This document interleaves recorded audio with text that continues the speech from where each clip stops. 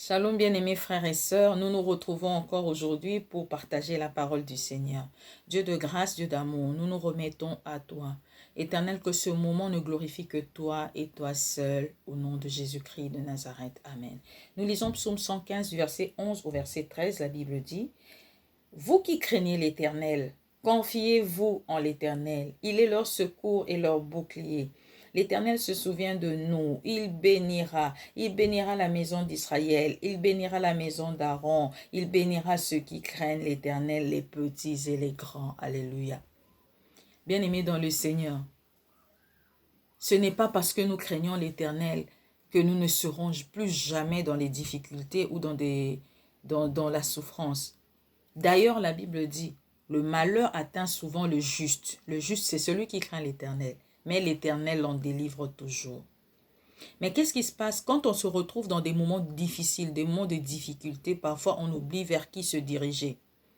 Il nous arrive peut-être de penser à notre oncle, parce qu'on est tellement, même parfois, on est tellement abattu, tellement affecté de la situation qu'on se perd parce qu'on est humain. Mais la Bible dit, vous qui craignez l'Éternel, confiez-vous en l'Éternel. C'est-à-dire, faites confiance. Votre confiance doit être totalement placée en l'Éternel. Nous avons lu précédemment, nous avons vu quelque part que la crainte de l'Éternel constituait un appui ferme. D'autres versions disaient une assurance ferme. C'est-à-dire que quelqu'un qui craint l'Éternel, normalement au fond de lui, il se sent qu'elle a une certaine assurance, un certain pouvoir. Elle se sent forte. La personne qui craint l'Éternel se sent forte. Elle a l'impression qu'elle a un certain pouvoir devant n'importe quoi, devant n'importe qui. Nous avions lu ça, c'était dans Proverbe 14, verset 26. La Bible dit, « Celui qui craint l'Éternel possède un appui ferme. Et ses enfants ont refuge auprès de lui. » Même ses enfants trouvent leur appui, leur refuge auprès de cette personne. En fait, quand vous craignez l'Éternel, les gens se confient en vous. Parce qu'en d'autres termes, vous êtes en train de posséder les qualités de Dieu. Vous savez, même dans nos familles, tu peux être le plus âgé. Mais les gens se confient plus en la personne, quel que soit son âge, mais qui est dans le Seigneur. Parce qu'on sait que cette personne, c'est une personne sage. Nous avons aussi vu ça précédemment. La crainte de l'Éternel est le commencement de la sagesse. En fait, les gens ont tendance à se confier en cette personne, quel que soit son âge, parce qu'on sait qu'il a quelque chose. Il n'est pas rien, il n'est pas vide.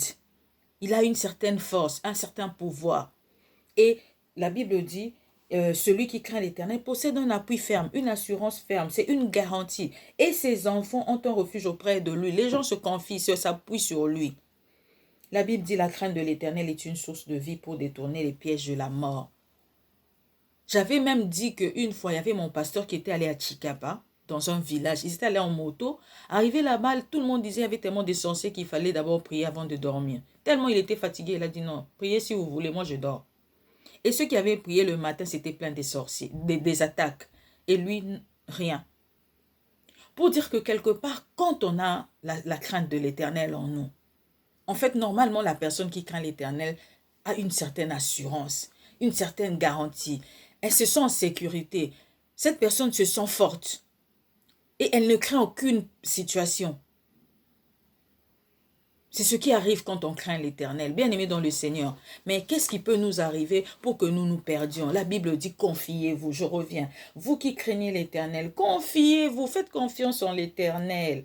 Il est leur secours, il est leur bouclier. L'Éternel se souvient de nous. Il bénira la maison d'Israël, il bénira la maison d'Aaron. Le Seigneur se souvient toujours. Nous avons vu hier qu'il y a un livre de souvenirs qui s'ouvre pour ceux-là qui sont fidèles à Dieu, pour ceux-là qui le craignent, qui le respectent et qui l'honorent, qui honorent son nom, qui pensent à lui. Dieu se souvient de nous, il se souvient. Et il y a ce livre de souvenirs. Si tu crains l'Éternel, tu as toutes ces garanties-là, bien-aimé dans le Seigneur. Au verset 13, pour finir, la Bible dit, il bénira ceux qui craignent l'Éternel, les petits et les grands. Craignons l'Éternel, quel que soit ton âge, bien-aimé, tant que tu es déjà à l'âge de la conscience, sache qu'il faut que tu craignes l'Éternel pour bénéficier de tout ce qui est lié en fait à la crainte de l'Éternel. Seigneur Dieu, aide-nous. Vraiment, nous ne pouvons pas y arriver seuls sans toi. Soutiens-nous dans ta grâce. Les tentations sont constamment devant nous, mais nous ne pouvons les vaincre que par toi. nous te confions nos vies, nos cœurs, nos sentiments, notre chair. Soutiens-nous, Seigneur, par ta grâce au nom de Jésus. Amen. Que Dieu vous bénisse.